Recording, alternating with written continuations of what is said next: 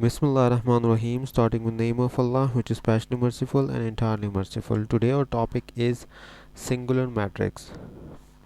Square matrix is called singular matrix if the determinant of M is equal to 0, that is M determinant is equal to 0. Let's have an examples. We have a matrix M.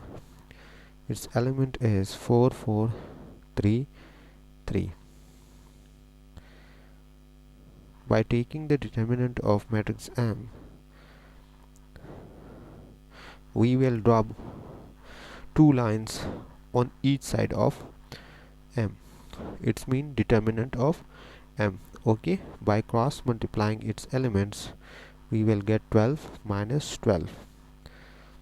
So its result is 0. So we can call it a singular matrix because the determinant of it is